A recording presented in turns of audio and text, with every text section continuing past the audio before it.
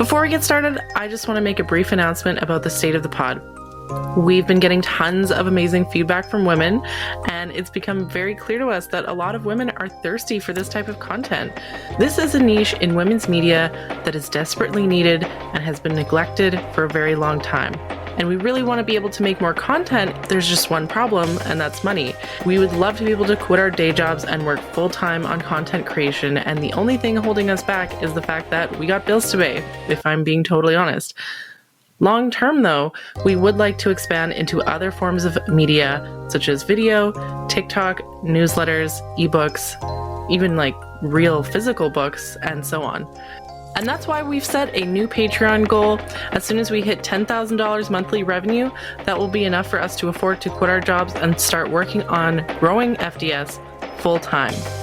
And as a reward to our patrons for helping achieve this target, we will commit to posting more bonus content. So if you like FDS and you want us to grow and you want us to make more content, you can support us on Patreon at www.patreon.com/The Female Dating Strategy. Thank you so much to everyone who listened and shared to help us to get to where we are now, and I'm sure this is a sign of even greater things to come. Thank you. So for this week's Roast to Scrote, we have a message from Jennifer. And she starts off saying, this Roast to Scrote is about my just dumped negative value male ex of 1 year. I refer to him as my ex, as he is now, but at this time he was my boyfriend, and we'd been planning a life together. A few background points that are important to this story. I share custody of my 4-year-old and have to keep this rotating schedule in mind. When I wasn't with my son or at work, I was with my ex. Trying to plan around these schedules was very confusing and exhausting at times. I had planned a lunch with a former boss and had already canceled once because my ex was insecure about me going out to lunch with my former male boss, whose wife just died in the past year, is a former boss, and I was also offended that he was thinking I'd be cheating on him with this dude. So I ended up coordinating a lunch between me, my former male boss, and my former female boss, as we all used to work together.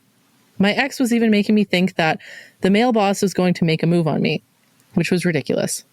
So this is one of those times where I would be highly suspicious that this is the way that he operates at work, because again, so many times when men make a comment like that, it's a reflection of their own behavior or their own thought process, because normal people don't think, oh, she's going to work with her boss, she's probably fucking them, or that the boss is going to try to fuck her. Like, definitely, especially not in today's climate, but that's how low value men think. They think everyone's like them. They project their negative qualities onto other people. So they think, oh, well, I try to prey on women at work, so this guy's clearly going to be preying on my girlfriend at work. It's like when guys deny the existence of male violence, but then they have a daughter and then they're like telling her that she needs to be careful. You know, guys will tell other women, not all men, but then to their daughters, they'll say all men. That kind of shit. Yeah. It's the double speak.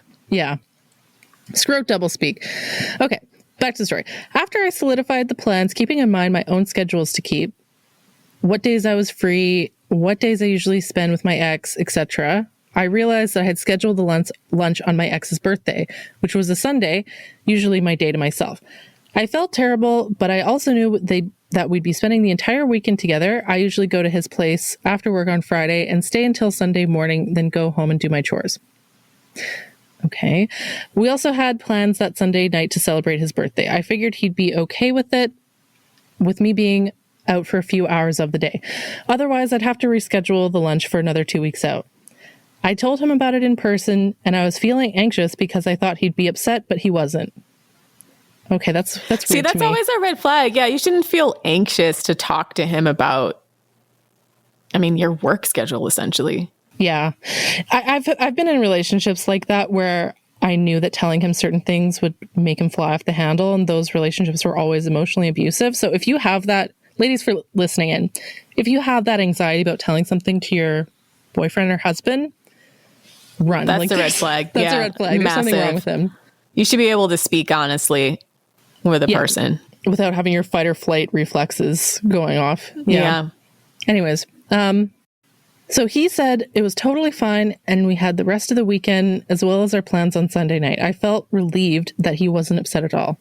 That's also, if you feel relief that he didn't blow up at you, that's a red flag. Okay. Yeah. In the meantime, I landed a new job, a life-changing position. I was so happy. I signed my offer letter Friday before my ex's birthday, so that night we were going to celebrate. I told him I didn't want to feel like I was taking the spotlight from his birthday, and he said, "Babe, my birthday comes every year. Your new job is a big deal." Okay. Okay. I gave him Good presents. reaction. Good reaction, yeah. So I gave him presents, and he loved all three. A framed commissioned watercolor painting of his 2 dogs. Girl, that is so... Is this guy your husband? Like, that first gift is like really extra. But anyways, a couple other thoughtful things that he really enjoyed. Overall, he was very pleased with his gifts, and we spent the night drinking and celebrating and enjoying each other's company until the early hours of the morning. I just want to pull over real quick and like complain about the fact that women, I find, often get these really amazing, thoughtful gifts for men. And the man will, when it comes her birthday, he'll just get like some flowers or some chocolates or, you know, something that's not as thoughtful. So like, ladies, we spend so much effort getting gifts for guys. Yeah. It's like bullshit. Yeah. For Agreed. guys who don't even for men who would not even show us the same courtesy. Anyways, the next day we spent together, but just a normal chill day. I stayed the night again, but barely slept because his little dogs kept barking in the middle of the night and jumping all over me in bed, which they usually do. Side note, he told me his dogs are too stupid to train properly. Sunday morning, after giving him a sexy birthday treat, Penis-shaped cookies or... I'm like, what's the sexy birthday treat? Anyways. I'm getting very confused. Yeah. Vagina cupcakes. Yeah, I'm like, my imagination is running wild. Anyways, I don't know, like a sexy lingerie. Anyways, he left with enough time to head home to change for my lunch, make a birthday post on Instagram, and then make it to the restaurant. It was a 30-minute drive from my place, and my place was also a 30-minute drive from my ex's place. I didn't realize I had to factor in so much travel time. The lunch was nice, and my ex even went out with some friends for lunch while I was gone. I drove back to my place, quickly got changed into fancy clothes for my ex's nice birthday dinner we were going to. I arrived at his place just before we were to leave for dinner, which is about an hour away. I was gone for 5 or so hours, longer than I had anticipated originally due to how much driving I had to do. We had a fabulous, delicious 12-course sushi dinner. 12-course sushi dinner? That sounds bomb. My mouth is watering. I actually could I'm hungry. I could go for some sushi now. I could go for some sushi. Yeah, 100%. Sushi feast. Then went to an art exhibit afterwards. The dinner was incredible. The exhibit was okay, but still neat. By the time we got back to his place, it was well past 10 p.m. I had to work the next day, so I went home to get enough sleep. After being sleep deprived all weekend from drinking, making love, and inconsiderate dogs, I just wanted to be alone in my own bed. The next day, I get messages from my ex saying he's upset, he's sad, etc. This is nothing new. Anytime we spent a nice time together, he'd immediately spiral into loneliness and sadness when I left. Ugh. That's weird. This sounds controlling. Yeah. Sounds controlling. Yeah. Yeah. So that's, I guess, too, I looked at it like he's got some kind of emotional issue, but yeah, no, the other way to look at that is he's trying to emotionally manipulate her. When a guy like punishes you for not being around him, like here, I'm just reading ahead on the story. It gets worse. So he was upset that I, quote, bailed on him on his birthday. What is he talking about? They had the dinner together, like, they had sex the night before. That's not bailing. Like, right. Anyways, he was mad that I was gone so long. He didn't feel like we were celebrating his birthday. Sunday felt like he just took me on a nice date. Never mind the presents, the toast for me during his birthday dinner, the birthday Instagram post I made, the entire Friday night we spent partying together and me wishing him a happy birthday with his dick in my mouth the morning of his birthday. Okay, that's what the sexy birthday gift was. Okay. I see. He was mad that I was, quote, barely there Sunday night after our time in the city. You mean at 10 p.m. when I had to get up at 6:30 the next day for work. I think he wanted me to stay the night again, but I hadn't been in my own bed since Thursday night. He kept whining about wanting a birthday do-over since he was bummed I was gone for so long because I bailed on him because the sushi dinner sucked, the art exhibit was lame, and I left that night. Okay. This doesn't sound like a guy who would have had the forethought to prepare something even close to being as elaborate as what you did for his birthday. So yeah, already completely mismatched expectations. So he wants you to do 2 birthdays for him? Right. Like, not only is he not happy with the one birthday, he wants her to plan 2 birthdays for him. Was this guy like 5? It's my birthday all week, though. Like you'd say, It's my birthday week. Yeah. I mean, I'm pro celebrating your entire birthday month, but I don't expect other people to make sacrifices for me. It's just more of a thing I would do for myself. Yeah. Right? Yeah, treat yourself. Yeah. So it goes on. The next available day I had was the following Wednesday, so I told him I'd make him some dinner and we could have a nice time together. However, plans ended up changing, and over the next few days we broke up. He wouldn't stop complaining about this birthday being shitty, how much I let him down, how I didn't make him feel important even on his birthday. I finally realized that I would never be enough for him, no matter what I did, the gifts I gave, how much time I gave him, it would never be enough. I mean, I'm glad she realized that, honestly, because it's true. And isn't that she's isn't enough for him? He's not enough for her. Exactly. As well. Yeah, girl, like you gave it 110%. You gave him an amazing, thoughtful gift. You know, did all the things right, plan a dinner, sexy stuff, the whole works, right? The fact that he's not satisfied with that means that there's something wrong and broken inside of him. Like, that's not on you. Yeah. Okay, so there's so much more about him to roast, but I wanted to highlight this whiny tantrum he threw over his birthday weekend. After saying one thing the entire time, truth came to light afterwards, and he twisted the story to fit his own sob story narrative. How did I bail on him when I told him almost 2 weeks in advance about the lunch, which he said that he was okay with? Also, keep in mind, I only rescheduled this lunch in the first place because of his insecurities. I really wish I found FDS before I committed myself to this negative value male and wasted a year of my life, but better late than never, right? I'm very pleased with all of my newfound free time. A weight has been lifted off my shoulders and it feels so good. Going to work on myself and level up. Thank you so much for all that you queens do. Your subreddit and podcasts have changed my life for the better. Oh, thank you, Jennifer. Thank you. We love the feedback we get from you guys. Yeah, I'm really glad. Every time I hear a story about a woman breaking up with her shitty boyfriend, I'm like, yes, we got him. We got another one. An FDSer gets her crown. Yeah, and a queen gets her crown. So. A queen gets her crown every time someone breaks up with a negative value male. Yeah, every time someone breaks up with the negative value male, I'm proud of her. So, yeah. Yeah, it just sounds like this guy has a hole deep in his soul that will never be fulfilled with anything. He just sounds super entitled and whiny, like. Yeah. This sounds like the I've had exes like that too, where, you know, I'll do something incredible for Valentine's Day or for a birthday or Christmas or something like that. And whatever I do, it's never good enough. And I think it's just part of like the negging and just trying to make the woman feel beneath him or like she's not good enough. A lot of the times. Yeah, and constantly on the back foot. Yeah. And sometimes it's a manipulation tactic to try to just get her to work harder, right? Yeah. So yeah, like ladies, don't fall for that. Like he should be the one working hard to win you, not the other way around. Like a whole birthday weekend wasn't enough for him. He's like, no, I want a do-over. Yeah, that's really weird. It's like, again, you're not his mom. I mean, like if you're an adult, people care about your birthday insofar as they also want to have a mutual party with you. Like it becomes a little bit more about the group than I need an intense amount of attention on this day. Because after that, it starts to feel like, okay, this person is just using us all to masturbate their ego with, right? I have a weird complex about birthdays just because of like childhood trauma. So I generally don't like a lot of attention on my birthday. I find like my birthday, like when it's another person's birthday, I go all out. I want to make that like the best day possible for them. If it's someone that I really care about and love. So I want them to have a good time. I find like on my birthday, I almost don't like to celebrate on my actual birthday. I like to celebrate like the weekend before or after. The thing is, you have to remember is most people are really excited to just get out of the house for any reason. So never feel bad trying to throw a party because people are always glad when somebody organizes it.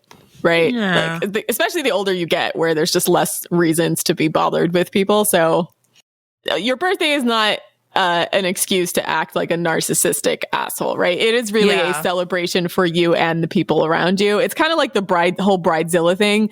Like, and actually even I feel like a bride at least has an excuse that you're only going to do that one time. Your birthday's every year. So I kind of feel like you after, I don't know, being a child, past like 25, I don't know, maybe even before that, but past 20, your birthdays are more like a group celebration, and you should keep in mind your guests. Like, that's part of, I think, growing up, is transferring from being the person that everyone lavishes attention and like gifts on you, like, you know, like it's Christmas, to being like, you're the person that's going out of way to buy gifts. That's part of growing up. But some people don't seem to get that memo, and they still think they should be treated like they're 5 on their birthday, which is like, no matter how big of an asshole they act or how entitled and annoying they are, that everybody needs to pay attention to them.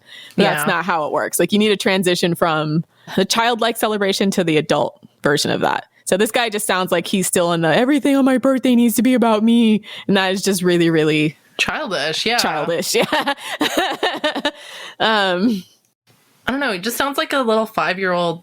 Like, he sounds like a grown man with the personality of a 5-year-old. Yeah. Get him a macaroni card with glitter then. That's an appropriate gift for a 5-year-old. Now that I'm thinking about it, I'm thinking about how much of a red flag it was that he acted like he was okay with it at first and then like pulled the rug out from under her in the end. Because that's the fact that she felt anxiety about telling him, and the fact that, like, you know, he's almost like lulling her into a false sense of security, right? And then like ripping the rug out from under her in the very end. That's actually a kind of abusive like tactic that I've had guys try that on me before, and it's like, it's very abusive. Yeah, it's like where they pretend, oh, I'm fine with this is great, that's fine, and you get to feel really secure, and then they just blindside you in the end, and then it kind of trains you to be like on your guard, to be paranoid, to doubt yourself, to, you know, if things are going well, to want to walk on eggshells, you know, even if things are going well, right? So fuck that guy. He sounds like a piece of shit. I'm glad she broke up with him. Yeah, now he'll spend his birthday alone. So yeah, that's win-win. Now he'll really be alone. That's a win. Yeah.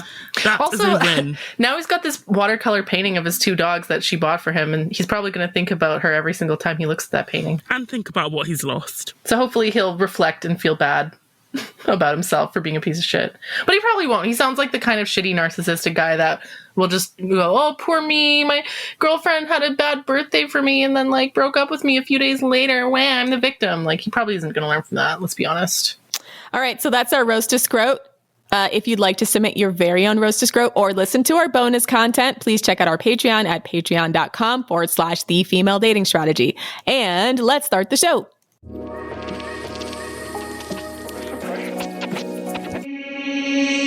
What's up, queens? Welcome to the Female Dating Strategy Podcast, the meanest female-only podcast on the internet. I'm your host, Ro.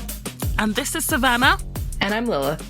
And today, we're going to talk about vetting for sexual compatibility. So this topic is requested a lot, and I think it has to do with the fact that so much of our culture has been pushing the idea that sex should happen fairly early on in the dating stage to quote unquote check for sexual compatibility. But a lot of women find that that's a pretty unsatisfactory strategy, because often you're having sex with creeps or jerks, or just men who you shouldn't have bothered or wasted your pussy on for whatever reason. Yeah, the whole like, I need to have sex with you in order to test our sexual compatibility is a fucking scam that low value men say when they know that they don't have any repeat customers, so they can get in, get on, get out. It's just a way to trick you into like casual sex when you're a woman who normally doesn't want to do casual sex. Yeah, I really resent the idea that now the norm, so to speak, is for you to have sex with a person after 2 to 3 dates, which seems way quick, especially if it's a person you just met. If it's a person you've known a while and it's 2 to 3 dates after you've gone on formal dates, it's quite a bit different from meeting men online or meeting men casually and then expecting that sex happen within 2 to 3 weeks, maybe, or even depending on how quick your dates are in succession. Or not even that. Some guys will be like, I need to have sex with you in order to know whether I want to even take you on a date. Yeah. Like, they basically see women as like, you know, cars to test drive, right? They're like, how do I know whether I want to buy you or spend money on you until I've taken you up for a test drive? And it's way too soon. I would guess there are a lot of women like me in that I'm not that excited about sex with a man after 2 to 3 dates. Yeah, who I don't know. Yeah. So even if I'm very, very sexually attracted to him, 2 to 3 dates feels a little bit soon. I will say that I've had sex after a third or fourth date, and I almost always regretted it, even if it led to a relationship, because I think later I was like, I wish I had dragged this out a little bit more and got a bit more of a feel for this person. Yeah. Only because I feel like it's hotter that way too. To me, it's just more sexually exciting to kind of keep that buildup going versus once you have sex, it's kind of all over. You can't have sex the first time again. Yeah, that's true. Like I find, first of all, like the first time I have sex with a guy is often like when the man is at his best. And there's actually studies showing that like with men, like the idea of having a novel partner, like they'll get the hardest boner or something like that when they have sex with a woman for the first time.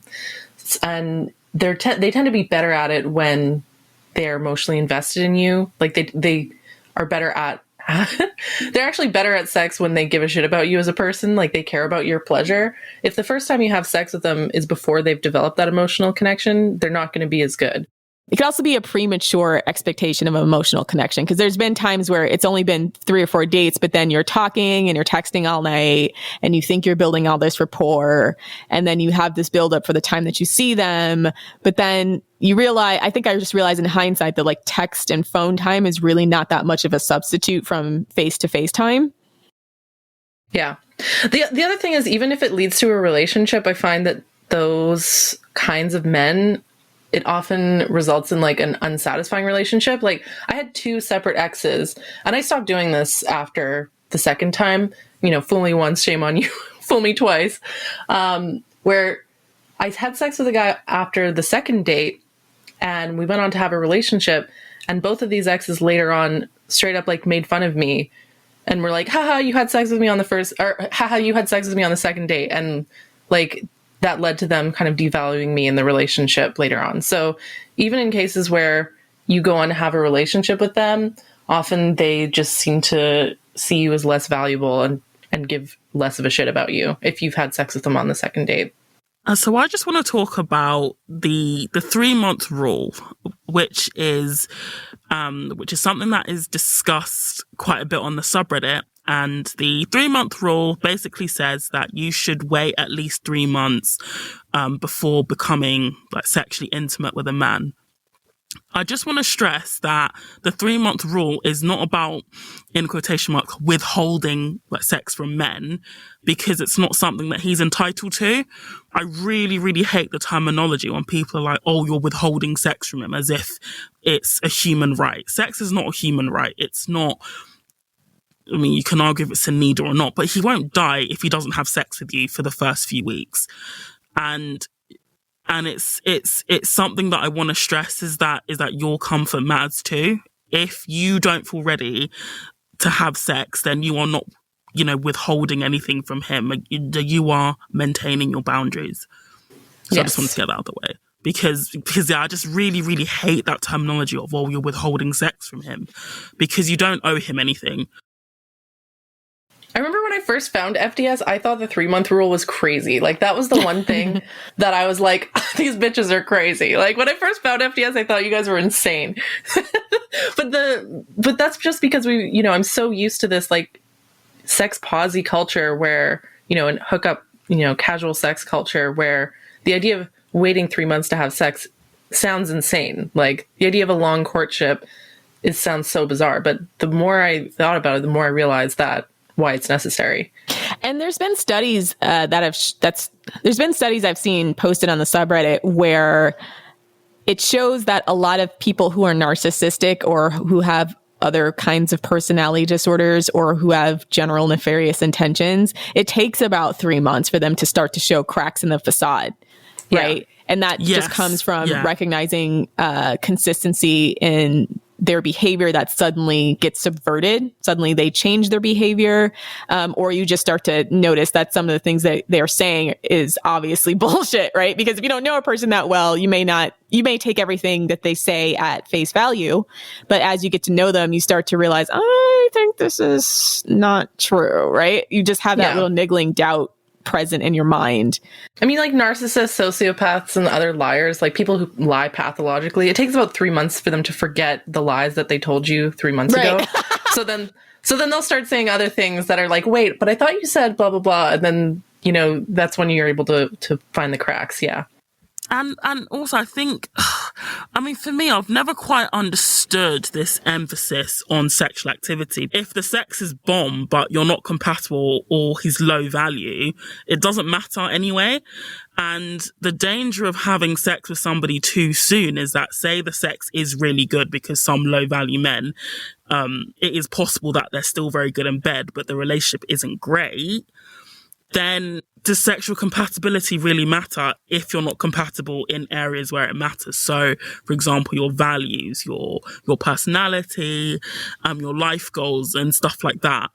So that's, yeah. So I've never really understood the overemphasis on sex. And if he is, you know, if you are supposed to be together, you know, your sexual compatibility is something that you can develop together. It doesn't have to be all fireworks from the get-go as well. I think that's another point to emphasize. I mean, obviously, if he is a selfish lover from the beginning, it's unlikely to get better. But if you are in it for the long haul, there's going to be peaks and troughs in your sex life anyway. Yeah, and keep it real, homosexuals and manipulators, they always bring the bomb A-game dick, right? First, and then it's like downhill from there. Their life depends on it. For homosexuals, they're really looking for somebody to save them. Is this honestly true? Like when I worked in the homeless shelter, you know, I would get men saying that, oh, I'm going to find someone to hook up with tonight just so I don't have to sleep here. And they would go out and find women. Honestly, verbatim, they would admit that to their support workers. And that's why a lot of guys push for sex so soon, is because they don't just want you, they want your apartment to sleep in. They want your beds. They want your food. Yeah. And then there's just the guys who are very narcissistic, so they want to get you hooked early on. So they think, oh, I'm really, really going to pull out all the stops the first time. And then after that, just do like a severe drop off. So then you're left wondering like, oh, what happened? You know, why are you not being as attentive or intense about your sexual desire anymore? And I've also, unfortunately, experienced that where a guy starts out, and it could just be, it's an extension of love bombing, right? So they do everything at the beginning to make you feel loved, make you feel special. At the beginning, the sex is amazing. It's A1. And then maybe like a couple months in, like they're rolling over and going to sleep. And you're like, what the fuck, man? Like, yeah. It's like, how did your skill set drop off so quickly? And I actually had a guy admit to me once that, he was like, well, if I was straightforward with you, you wouldn't like me anymore, or something like that. Almost like he had planned on doing this from the beginning because he thought that stringing me along and kind of being inconsistent would make me more attracted to him, which didn't. Yeah, I think you raised an interesting point, you know, where I think we also have to be careful that we're not telling them what it will take for us to sleep with them. I know some women like to put their cards on the table and say, I'm not going to have sex till I get commitment, or I'm not going to have sex until the 10th date or whatever. But that just literally gives them the tools on how they can manipulate you. Like I've had guys pretend to be a Christian, pretend to hate porn, all because they wanted to try and sleep with me. Yeah, I remember one time I made the mistake of telling a guy that I had a 5-date rule, and he was like, no, I totally understand. And then after the 5th date, he ghosted me. So yeah, they will literally shapeshift to be anything you want if you tell them. If you tell them beforehand, they will shapeshift into being whatever you want just to sleep with you. And then their true colors will come out afterwards. Yeah. The other thing about the 3-month rule is, like, there have been studies showing that, you know, for women, when you have sex, it releases oxytocin, and oxytocin is the like bonding hormone. And so women tend to get attached to men after having sex. Whereas with men, there's almost like the opposite. There's like post nut clarity where, you know, if you have sex with a guy and he's not in love with you, he will feel less attracted to you after you have sex with him. It's very He almost becomes repulsed sad. by you. Like some men have said, they almost become like disgusted with like the porn they've watched or the person they've slept with. Yeah, exactly. But if you, but here's the thing: if you wait, like, if you wait to have sex with a man for the first time until after he's in love with you, then that post-nut clarity doesn't really apply. Like they stay attracted to you because that emotional connection was already there. So yeah, it's actually kind of sad that like our biology is like cursing us in this way, where like, you know, if you have sex too soon and you're a woman, you'll feel more attraction to him and he'll feel less attraction to you. So it's just not beneficial to women to have sex too soon. The longer you wait, the better off it is for you. I mean, can I just ask you wiser ladies a question? Is post-nut clarity an actual thing for men? I think it's a thing. I mean, I think it's actually a thing for women too, to be honest, because I've definitely thought I liked a guy and then realized, oh, I was just horny. Like later. Okay. So I don't know what that is, but I can say I've experienced it as a woman. I don't know, but I don't know if it's as intense or as frequent as maybe it is for men, but I do think it's a thing. I think for me, like, I do know that I get attached after sex. Like, I just know that that's the way that I am. And I want to have a connection before sex. I want to feel safe and comfortable with him. And then after I have sex, that makes it that feeling more intense. So I just know that my hormones and my biology are like tricking me into, this is all just like your biology is trying to trick you to make babies. Okay. You got to understand that like your hormones are set up to make you reproduce. They're not set up to make you happy. Okay. Evolution doesn't give a shit about you being happy. Okay. The only thing evolution gives a shit about is passing on your genetics. Right. So, and that's why we have to adjust dating culture to be more realistic to what's true or at least consistent for the average woman. Because I remember reading an article, and I think it was Caitlin Roper on Twitter who had retweeted this. And she was writing, and it was basically an article that had been written in one of the women's magazines, like Elle or Allure, one of those magazines. And it was like how not to catch feelings after a hookup. And it was stuff like don't make eye contact or don't kiss. And I'm like, why are you having sex with this person if you can't make eye contact with them? And it was all about tricking your mind and your body not to release like oxytocin. That's so weird. So I was like, this seems like a lot of work for a nut that's probably not even going to be worth it at the end of the day. It's better to me to honor and work with your biology than to constantly, and to change the culture to work with our biology better than to constantly be trying to fit ourselves and shapeshift into this like aspirational ideal that we can all just hook up with no feeling about it. Also, right? Why is hooking up without any feelings? Why is that even the goal? Because men do it, and libfens love to think men are the standard, right? I mean, but the thing is, though, even men I've spoken to who will literally sleep with anything, who are promiscuous, you know, even they will admit that sex is always better when it's when it's with someone you actually care about. Yeah, I mean, so even men don't really buy into this whole, sex. I mean, they do to a certain degree, but they will always prefer sex with somebody they have an emotional attachment to or who they care about. It will always be better. Yeah, you know what I realized looking at some of the, like, I have this morbid fascination with like pickup artists and red pillar types, and so just seeing the way that some of them talk about the women that they have sex with, it's clear that even they don't enjoy it. Like, they'll say like, you're just putting your engorged member inside of her moist hole, and it just sounds very like mechanical, like they're just doing it because they feel like they have to, or to just like take off a notch in their belt or some weird shit. I don't know, but it's very clear to me that even like promiscuous men don't seem to enjoy the casual sex that they're having. Yeah, most of these guys who are promiscuous, a lot of times they have wives, which is so wild. I mean, even if you look at professional athletes, these guys fuck all the most beautiful women in the world, and most of them still want a wife. They still want a woman they feel emotionally and sexually connected to, right? Yeah. Like, they don't have to get married. Tiger Woods didn't have to get married, but he did, right? Like, he could have like had an entire harem full of women he just spun through forever. And well, maybe not now because he's like definitely well past the wall. We've seen him lately. Like he's like balding and potbelly. But Prime Targerwitz, when he was like on the cover of GQ looking like very handsome, he's always been kind of a nerd, but he could have had all those same women he was messing with, all the porn stars or whatever. He didn't have to be married. But I think a lot of times men, they want that for sure. They just want to kind of have their cake and eat it too.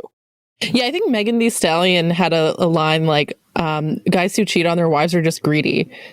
Like they want to have someone they can come home to and love and have intimacy with, but they also want to go out and get their, get their side piece as well, right? So they're just greedy. They want to have their cake and eat it too. But for women, it's a different game, okay? Because like casual sex is just like, I don't know, it's just not, it's not fun. It's high risk. It's high risk, extremely low reward. Yeah. I remember one time I had sex with a guy on the second date, and he literally came in like 2 thrusts. Like he was such a premature ejaculator. Like the moment his dick entered my body, he came. And I remember like, and I just remember him like being like the, like that man orgasm sound kind of thing. Oh no. And I was just like, wait, what? Like, that's it? and he said something like, oh yeah, like this is a problem. I'm so sorry, blah, blah, blah. I straight up like laughed in his face. I didn't even know how to act. I just was in shock. I just like, just could not, I just burst out laughing. And he fucking freaked out on me. He was like, oh yeah, like you're the least supportive partner I've ever had. Like every woman before you has been so much nicer about this than you, blah, blah, blah. You're such a mean person. Otherwise he wouldn't be single. Yeah. Exactly. So yeah, he was like so butthurt. This is called Roe annotates all of these stories, punctuating the lies. Yeah. Punctuating the lies. Yeah, so he's saying, how I'm such a horrible person and I'm so unsupportive, and like all the other women are supportive of it. And I'm like, what? Like, what? Anyways, he stormed out and like, blocked me on everything, never spoke to me again. But still, that's like, I don't know why I brought that up. That was just like the most bizarre. That was actually, I think, the last time I ever had casual sex. Like, so. Because that's rock bottom, isn't it? That's the day where you're just like. That's like rock bottom. Yeah. It's time to reevaluate everything. Yeah. I mean, I'm glad that my pussy is just that magical that he just couldn't help himself. He just like came the second it entered my body.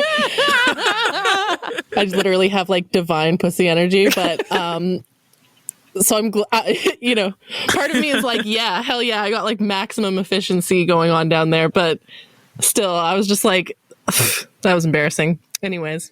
Okay, so moving on from that, I want to talk about the lies that men tell to manipulate women into having sex sooner than they perhaps would like to. So the first one is, I think that we've already touched on this one, but it's, he needs to know if you're sexually compatible before continuing the relationship. I mean, we've already touched on it, but men don't fall in love through sex, and that is something that we need to internalize as women, is that men generally don't fall head over heels in love with women because she's great in bed. It's a lie, complete lie. Yeah, this lie that you need to have like porn star sex with him in order for him to fall in love with you is a lie. If anything, like the more wild or kinky the sex is, the less respect he'll have for you, sadly. Exactly. And this idea is so, it's so prevalent in the BDSM community. You would get, because the thing is, in the BDSM community, a lot of the partnerships there, so the dom sub dynamics, were between people who weren't in relationships. So that was quite common actually, like for your dom to not be your boyfriend. What? And some What? The dom to not be your boyfriend? That's weird. Yeah, it was quite common for people to just be play partners, as they called it. And I would see submissives on the subreddit all the time saying, "Oh, my dom said that he's happy to try BDSM with me, but not with his wife because he respects her too much." Wow. He's straight up saying, "I don't respect you."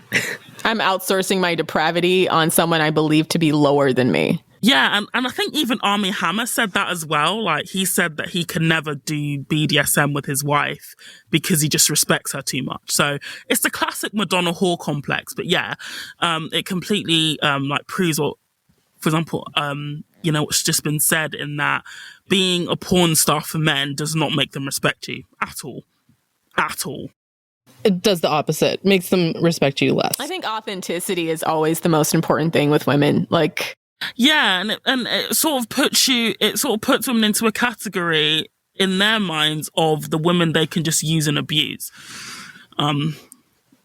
It's not fair at all, because they're also partaking in that porn star sex, but it is what it is. I think the fantasy, again, that liberal feminists had was that this kind of sex, if we quote unquote normalize it, we normalize kink and we normalize a lot of these more abusive kinks, that men would be more comfortable talking about them in relationships. And that only kind of sort of happened, right? Like they still continue to have the quote unquote virginal respectable wife, and then outsource the more depraved sex to women they believe are lower than them on the social hierarchy. And, even if they do bring that home to a significant other, it doesn't always really, and most of the time doesn't stay in the bedroom, right? It becomes like a system, or a repeated way that they disrespect their partner, right? And that disrespect starts to bleed into other areas of their life. And that's something you also see on like BDSM subreddits, right? Where it's like, they don't know how to turn that dynamic off.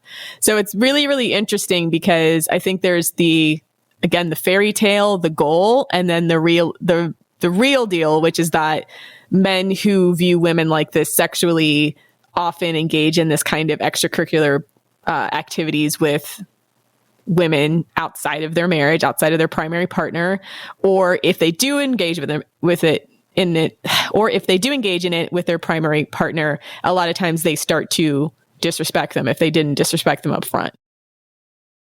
Yeah. This lie that liberal feminists have been trying to spread, that, if we destigmatize like kinkiness and stuff, then men will be more open to talk about it in their relationships. It's not that they're more open and like willing to talk about it in their relationships. It's just now that that's become what they've come to expect from women, that they think that they're entitled to that now. So it wasn't a matter of like openness, communication, free love, blah, blah, blah. Now it's just become the sexual standard that men think they have a right to degrade women during sex. They don't understand that the Madonna whore complex is just a male sexual strategy, and that's going to be the same no matter how much they try to quote unquote normalize something. They'll just find some other reason to find a group of women to disrespect. And that's just because that's their sexual strategy, right? Have one group of women you ensure your progeny with. It's like if you've ever watched Game of Thrones, right? Every single type of period piece or any type of political strategy type movie or TV show, you see this over and over and over. The king has a wife that he uses to secure his legacy and his progeny. Those are the kids he takes care of. To bear him heirs. And then a bunch of other women he has quote unquote bastards with, that they use for sexual gratification. It has nothing to do with, if we just like make this activity normal, they're going to stop wanting to do it, right? It's just a matter of them wanting to secure paternity with one group of women and then have another group of women they can just act out all their sexual fantasies on and never have to worry about paternity. And that's not going to change normalizing depraved sexuality. Yeah. Like, women just need to be honest. Like, this is a male sexual strategy, and we need to be realistic and arm ourselves. It's sort of like it's like a sexual arms race kind of thing, right? Yeah. And another thing about the whole like sexual compatibility thing is that the sexual compatibility only works in the man's favor. Because if you look at things like the orgasm gap, it's already quite big in a familiar relationship. So when you have an established relationship, I think a study in 2017 showed that 83% of men orgasm during sex in stable relationships, compared with 63% of women. But when they looked 63 seems high. It should be lower. Yeah. Well, they said in relationships, I think it's super low for first time sex or one night stands, right? It's like 7% for women in one night stands. I mean, I've got a stat here from a 2012 study by the American sociological review, and it said that 40% of women climax during their last hookup compared with 80% of men. So even if the numbers aren't like 7%, that is a massive difference. Massive difference. And that just shows you that men are not interested in getting you off, when they've just met you. Yeah. I don't care about her pleasure unless she's my wife. Yeah. But orgasms are only for my wife, girlfriend, or yeah. some shit like that. So it's just a complete lie. This whole, we need to check if we're sexually compatible. And also, like I've said before, like, if the guy is meant to stick around, you can explore your sex life together. It doesn't have to be after the second or third day. You've got the rest of your lives to navigate your sex life. So just, don't fall for that. Yeah, I've had guys pull that, like, but how are we going to know if we're sexually compatible thing? And it's like, he'd be like, I'm studying you right now. All of this is sexual compatibility. Yeah, that's yeah. And they're talking like you've said that you will never have sex with them. You haven't said that. You've just said, or you've not said, but you're just choosing to wait until you feel more comfortable around them. Yeah. Yeah, the sexual compatibility thing is a lie. Like, ladies, you're not a car to be test driven. You're a human being, and you get to set the standards of when, and you get to set the standard of when you want to have sex, even if it's longer than what he wants. And it's not even just that. It's like, why would you? I'm trying to think of an analogy of how it is with men. It's like, you wouldn't want to jump into a swamp and you don't know what's in the water, right? Like, you got to throw a stick in there and see if something jumps out to bite you. That's probably a bad analogy, but you know what I'm saying? Yeah, I get the analogy. Yeah. When it comes to men, it's not necessarily like, you kind of got to survey the perimeter, look for anything bubbling underneath the surface, dip your toe in, check the temperature of the water. There's all sorts of things you got to do to make sure something's safe to swim in, right? I think a better analogy would be like, say you're thinking of investing in a company, and they're like, well, how are we going to know if we're good business partners unless you invest immediately? And it's like, well, that's why I'm doing my research into your company to see if I think that you're something worth investing in, because once I've thrown money at you, it's too late. Right? You're not going to find out if you're compatible business partners. Like, there's other ways of finding out if you're compatible business partners before throwing money at something.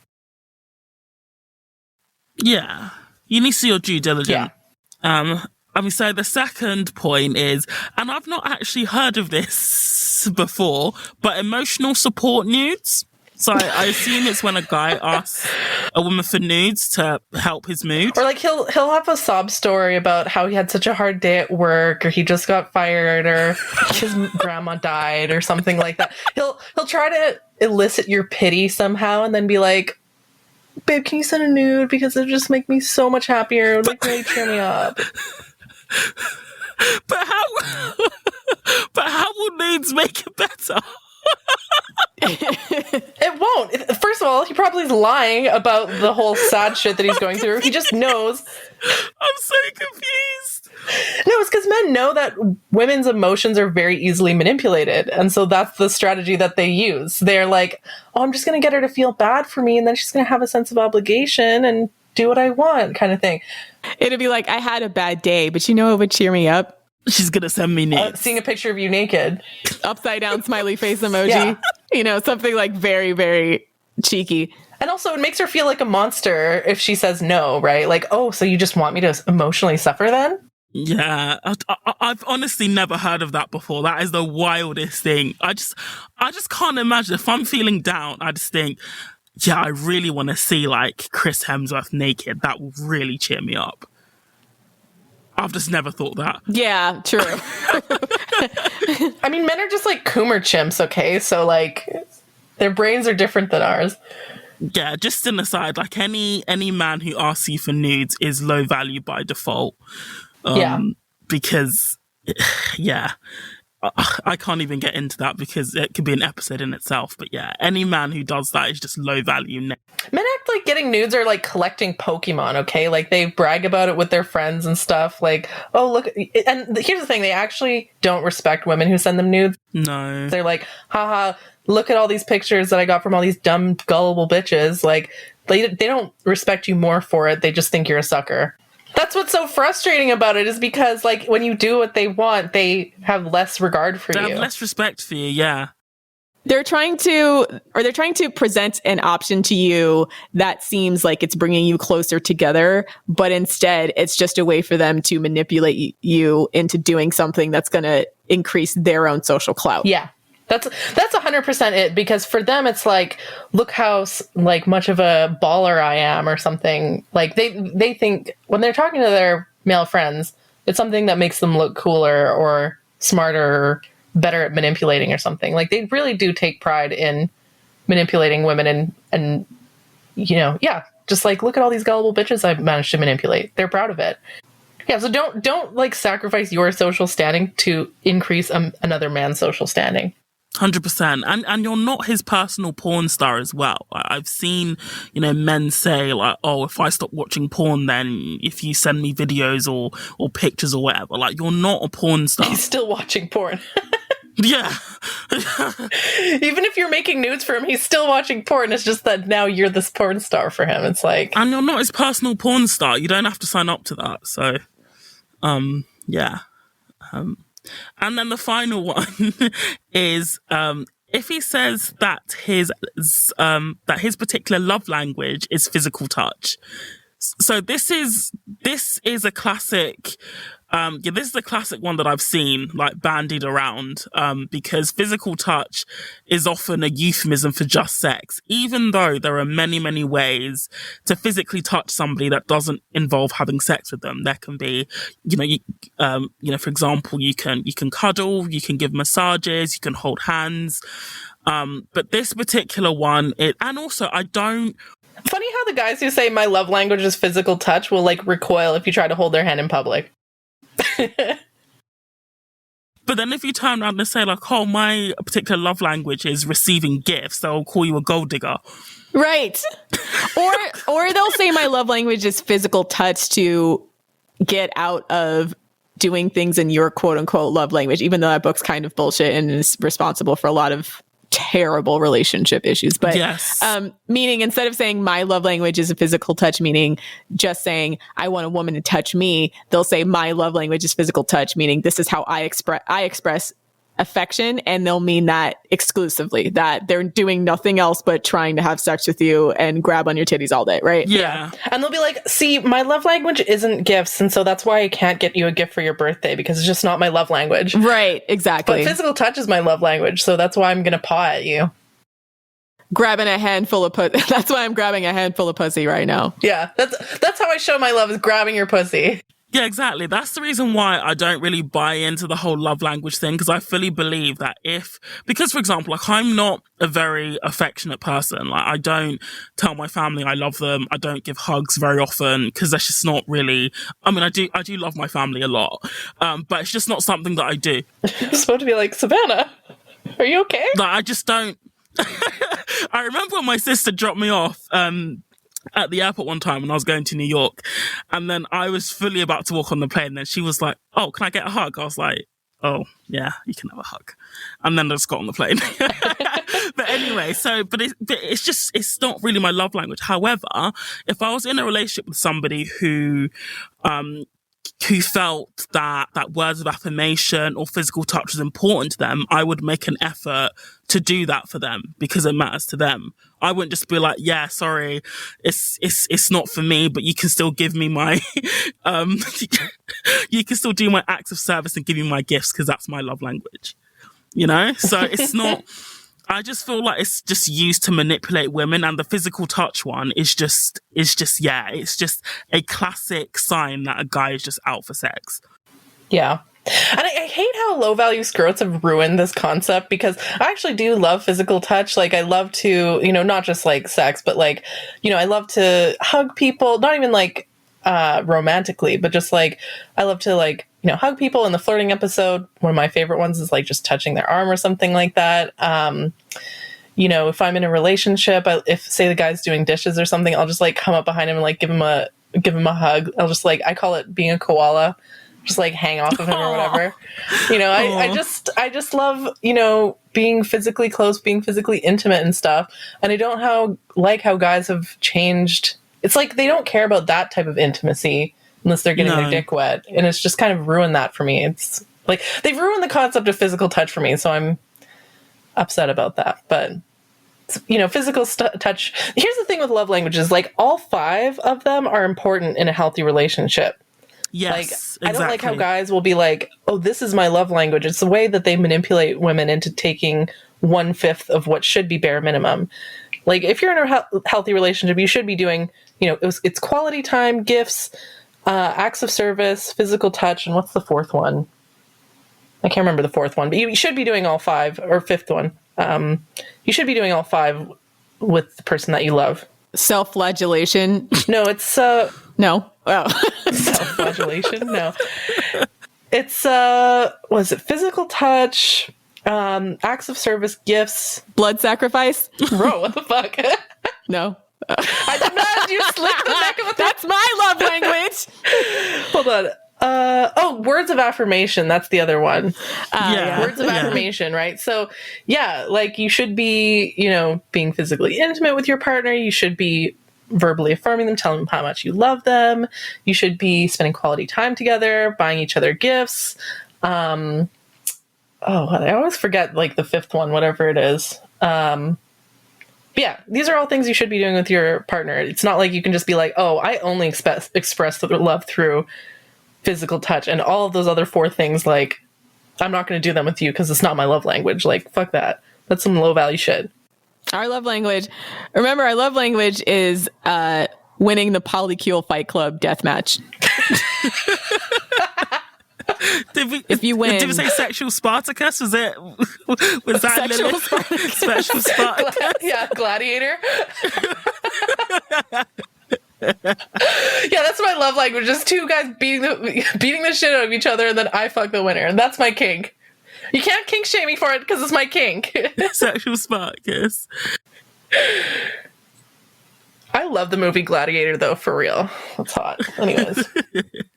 Okay, so on to the final part of this episode. So how can we, you know, vet for sexual ability, like, without having sex? And I think there are a number of ways that this can be done. Yeah. First base, second base. First of all, you can tell a lot about whether a guy's a good lay just from how he kisses. I think that's why kissing exists. I mean, but I think the vetting can even, you know, start like before then. So is he, for example, has he got good physical fitness, for example? Or is he well groomed? Is he well put together? Like those sorts of things initially before you start getting into the physical touch arena.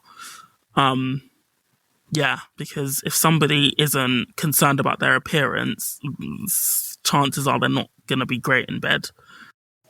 Right. So I think you have to start with all of these sensory things about the man, right? Does he smell good? Yeah. Does he smell good? Oh my God. Let's talk about that. Let's pull over and talk about smell. I'm serious. I have literally stopped dead in my tracks because a man that walked by me smelled really good. Yeah, same. I don't know that men focus on that to the extent that they need to. Same. Because the way that a man smells is everything. And that's why a lot of women, if you're in a relationship, they'll love to wear like their man's t-shirt or their sweatshirt because it smells like you're being wrapped in a warm hug. And it's really, really sexual in a lot of ways. But to me, that's actually probably up there, meaning if a man smells good to me, chances are we're much closer in sexual attraction than even sometimes in like actual physical attributes about the man. Smell is really, really a sexual attraction trigger for me. 100%. Yeah, I think this is one of those things that goes both ways. Like I love certain perfumes actually, and I think I highly recommend women, you know, if you're not allergic to scents, you got to find yourself a signature smell, because this is going to sound really narcissistic, but I find like I don't know if I want to say what my signature scent is because it's going to make me really clockable in real life, but you got to find yourself a signature scent, and that's going to make guys addicted to you. I find like the scent, something about smells. Humans, you know, it triggers a lot of memories and stuff, right? Like, remember my first ever boyfriend had this Versace cologne. And now sometimes, like, whenever I'm just walking down the street, if I smell that randomly, it'll like trigger a ton of memories, right? And humans just have really positive associations with smells. I've read that women's olfactory glands or whatever, like it's actually really sophisticated and perhaps designed to help us smell out genetic compatibility.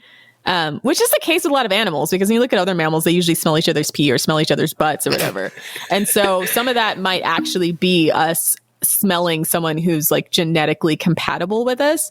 The bad news about that is that birth control apparently disrupts that significantly. So if you're taking birth control, they've done studies actually where a lot of women, if they meet a guy when they're on birth control and then they go off of it, sometimes that man like smells repulsive to them after that. Damn. Because birth control actually disrupts your ability to correctly process the sensory information that you're getting.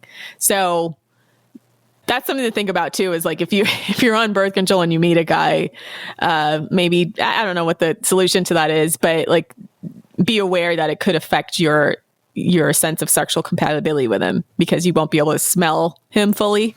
That's so interesting. I've heard that women have a better sense of smell or a more sophisticated olfactory system because of pregnancy. And so women, you know how women, when they get pregnant, certain smells will just be really, really repulsive. Apparently, it's been theorized that this is so that women can smell if there's spoiled food or something like that, because if you get sick when you're pregnant, you could lose the baby, right? And so we need to be able to tell if the food that we're eating is going to be good for us or not. So yeah. That's interesting. Fun fact. Anyways, yeah, I like guys who smell nice. If he smells like gross BO. 100%. Yeah. So that's one way with sexual compatibility. Does he smell good to you? This is why I could never understand people who would say, oh, my ex stank or he was smelly. I was like, if anyone smells bad, that is just a non-starter for me. Absolutely, like, not go near you, non-starter. Yeah. I like things that smell good, and I strongly dislike things that smell bad. That's just how we are. Yeah. Call me crazy, but yeah, it sounds obvious, but okay. This is another aside, but I heard that one of the like incel, like red pill ways of negging women is by saying she smells bad, is by telling a woman that she smells bad. And so I remember reading this story on Reddit a while back where a woman was saying like, I've been, it's 2 years now. I've been doing everything I can to get rid of BO. Oh, I saw that one. Yeah. I know what we're talking about. Showering 3 times a day, like doing all this crazy shit to try to smell good for her boyfriend who keeps telling her that she smells bad. And then by the end of it, she finally got him to admit that he learned this trick from his dad, and apparently this is something his dad would do to his mom, where, he straight up deliberately admitted, like, this is a way of making her feel like shit and insecure about herself so that she won't leave you. That's ridiculous. Yeah. Oh. That's unrelated, but still, yeah, it's just talking about smells. Sight. Is he hot? Sight. Yeah, well, not even just is he hot, does he look well groomed? Yeah. Is he well put together? Yeah, is he well groomed? Like, are his nails trimmed? Like, I am highly offended by any man who would even suggest that he should touch my vagina and he does not have pristine, clean hands and fingernails. This is why I do hand inspection. I was like, show me your hands. I also get him to send me a video as well. Show me your hands. Like, I want to see your hands. People think it's weird, but it's like, people do a lot with their hands. Like, that's their main way of touching you. So if their hands are like crusty and dusty, it's not going to work. Like, it's just gross. Something sexy about a man's hands if they're like, I like when a guy's hands are, calloused from a hard day of work, but also clean at the end of the day. Like I dated a guy who was a mechanic, so he had pretty dirty hands most of the time. He would eat with fucking engine oil on his hands. It was disgusting. But then at the end of the day, he had this like mixture of laundry detergent and sawdust that he would like thoroughly clean his hands with, and he had a little brush that he'd clean under his nails and stuff. So by the end of the day, it was fine. But yeah, when he was on his lunch break, he would just straight up eat his sandwich with fucking black on his hands. It was like disgusting. But anyways, that's an anecdote. But yeah. Men's hands can be sexy. Clean hands are a must. So yeah, give him a once over, because how he takes care of himself says a lot about how he'll take care of you. Yeah. Right? If he looks like he spends all his days like watching TV, eating Cheetos, and then fapping with lotion, that'll be reflected in his appearance, and that's the effort of sex you're going to get. Fapping with lotion. Oh, is that why some guys have such smooth hands? Yes, definitely. Ew. Baby soft, and the rest of them is ashy and crusty. Yeah. But their hands are baby soft. He's a coomer. Yeah. Wait, so what's the other one? What about hearing? Ooh. I mean, for me, like, I'm just gonna put this out there. I am a sucker for a guy with a nice voice. Like, True. Yeah. Same. he could literally like read me the alphabet and I'll just be like, like drooling. Like, he has to have a nice voice. And I can't quite put my finger on what makes it a nice voice, but it needs to be pleasant sounding. That's what that's all I'll say. I like guys with accents. I don't know. I just like foreign men with foreign accents, especially like Italian or French or some kind of like sexy European. That's my kink.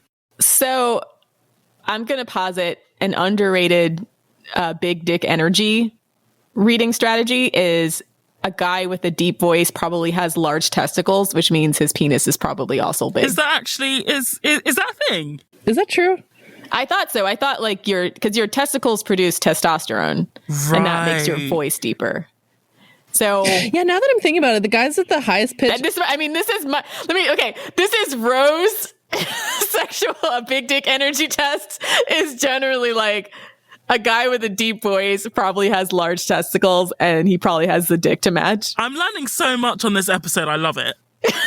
Yeah, now that I'm thinking back, I'm recalling like every guy I've ever slept with, and like the ones with the higher pitched voices did have a smaller penis. Like, it's purely anecdotal, but there is a correlation there.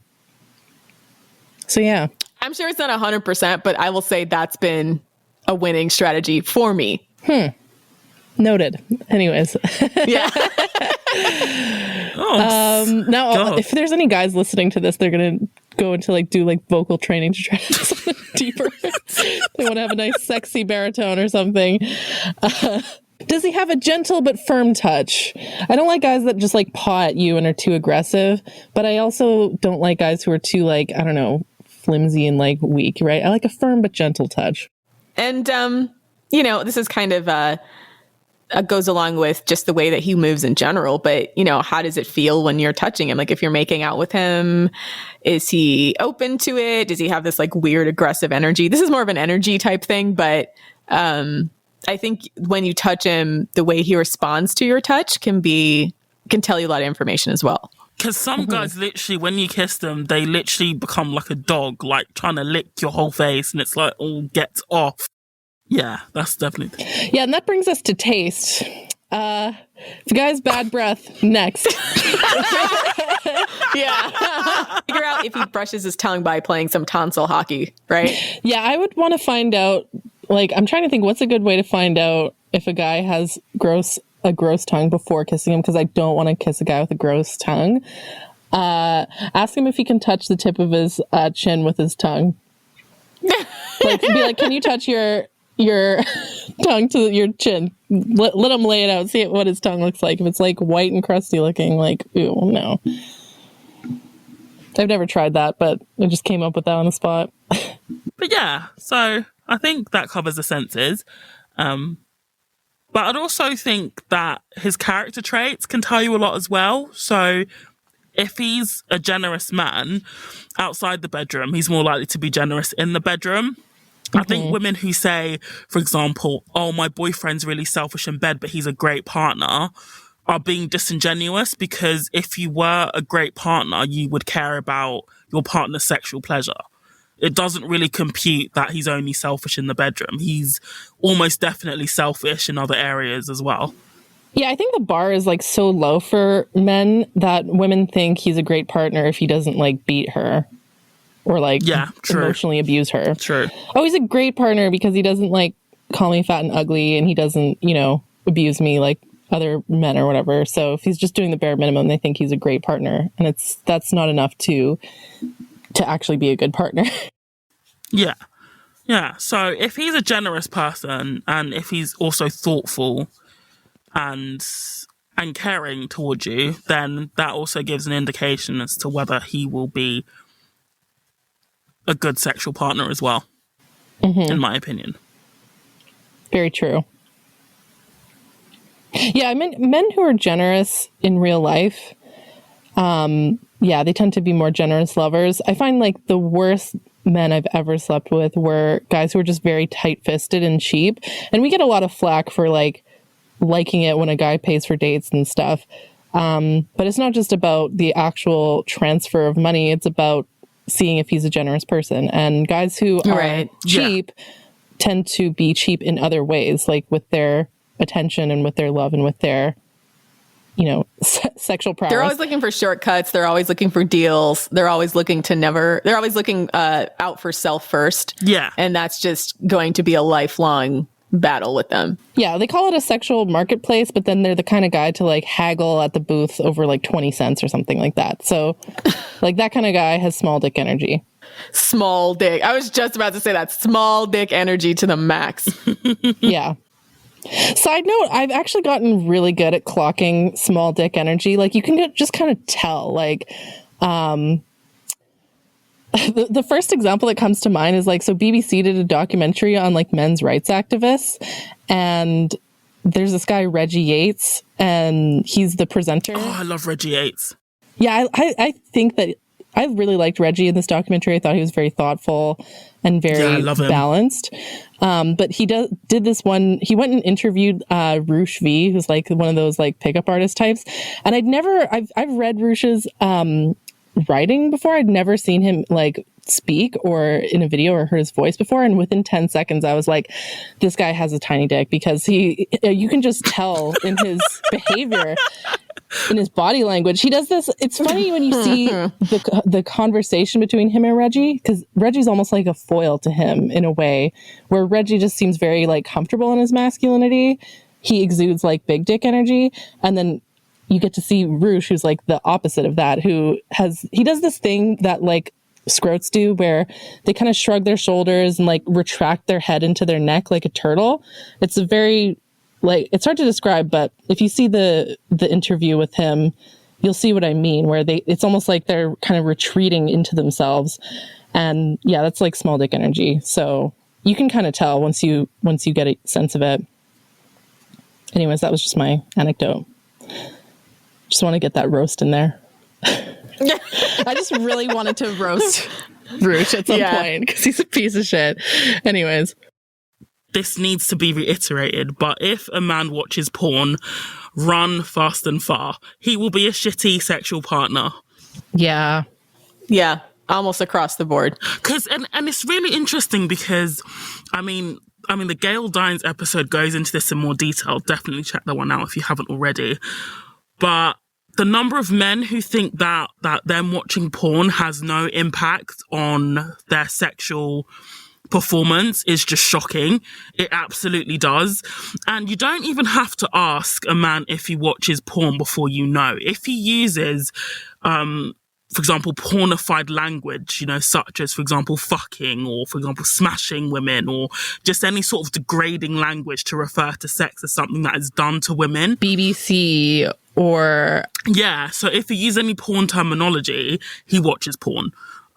So you don't even have to ask him if he watches porn. They give off so many tells and they just don't even realize that's how porn sick they are. Yeah, Coomer energy is a thing too. We talk about big dick energy, and we talk about small dick energy, but Coomer energy is a real thing. Yeah, Coomer energy. Yeah, and then once you know how to, or like once you're aware of the energy they give off, you can't unsee it. Yeah, I think this is also why guys go for much younger women, because they haven't like been alive long enough to be able to sense this, right? Women over like 21 have had enough like experiences with men that we can clock this shit without even having to get naked with them. But yeah, like once you know, right? Yeah. And because 13-year-old boys, 14-year-old boys, they all have Coomer energy. Yeah. So that's the other thing too. It's like when you're young, pretty much all the boys in your class have Coomer energy from like 13 to maybe like 22. And some guys just never grow out of that. Like that some of them never grow out of it. But like it's excusable if you're a kid and you're just now getting all your grown adult hormones and you don't quite yet know how to manage it. But part of being an adult, at least it should be for men, is learning how to manage that. It should be for everybody, really. But that's why I think a lot of times younger women can't tell the difference, because they don't know. Yeah, you're not still supposed to be a coomer over like 16, to be honest with you. 17? Yeah, I'll give them up to 18. But yeah, like... Yeah. And like the thing with guys who watch a lot of porn, it's like they don't know how to talk to women and like be normal about it. No. I mean, you could literally ask them, oh, how was your day? They'll be like, oh, nudes, please. And I was like, what the fuck? Like, Nudes, please. Nudes, please. Not even that. It'll be like, oh, I had a really bad day. Can you send me some nudes to cheer me up? Back to emotional support nudes. Oh my God. Wasn't there was a post on Reddit that was something that was, it was an excerpt from a book about a guy who was literally dying and said that the only way he was going to survive is if he saw a boob. No. It was like this ancient Jewish parable where a guy became obsessed with this woman and then he got really sick. And he said, like, the only thing that's going to cure my illness is seeing this woman naked. He said, the only thing that's going to cure my illness is having sex with this woman. And then the elders in the community were like, no. And he's like, okay. Yeah, let him die. Yeah, it goes back and forth. And by the end, they're just like, well, then let him perish. So this is ancient Jewish wisdom, which is the equivalent of die mad. let him perish. Yeah. Yeah, so it's like, if a guy's like, I need this in order to, like, if you don't have sex with me, I'm gonna, like, literally die from, like, sexual starvation. It's like, then let him perish. Wisdom. Just let him go to his ancestors. That's fine. Yeah. So yeah. But yeah, that is a hard and fast rule. If he watches porn, just run fast and far. I also find guys who use the high pressure sales tactics and try to get you into bed as soon as possible also tend to be bad, just because they know they don't have any repeat customers. So, they know that it's desperation, isn't it? It's desperation, yeah. And that's also a porn tactic, right? Because that's what a lot of like gonzo porn is about. They try to high pressure sale some girl into doing sexual things. Yeah. I mean, that's what's come out. That's happened to a lot of the porn actresses, where they think they're going there for one thing, and then a bunch of guys go there and pressure them into doing other types of sex acts. So that whole type of modus operandi, where they approach you with that same kind of pressure or coomer energy, that's all porn shit. That's all stuff they learn from porn and probably the manosphere. Yeah, so high pressure sales tactics, very unattractive. I want to rant a bit about, like, I feel like I know the word seduction and game has been, like, ruined by pickup artists, right? Like, but here's the thing, like, the game of seduction, when it's done well, can actually be very fun. Like, where, the guy pursues the woman, the woman puts up a fight. And then, there's back and forth and eventually you come together in the end kind of thing. Like, that process is actually a lot of fun. But, like, they've turned the idea of seduction into this, like, really predatory, like, high pressure thing, like, where it no longer feels sexy anymore. It doesn't feel seductive. It just feels like I'm being... I feel like a caged rat. I mean, it feels like a cornered... Yeah, I feel like a cornered prey animal, right? Yeah, so that's not sexy. It's not like what men call seduction, or the game of seduction nowadays. To women, it's not sexy. It's like, it's the opposite of seduction. It makes me feel trapped. It's rapey. There's no way around that. It's like anybody that's trying to sell you a shitty product through high pressure sales and through intimidation and emotional manipulation. And an emotional manipulation is... It's not something you want. Rape adjacent. They're not selling a product that you want, yeah. But and this could be solved if they listen to us and, like, really listen to us, and not in the, we say one thing and they hear another thing, right?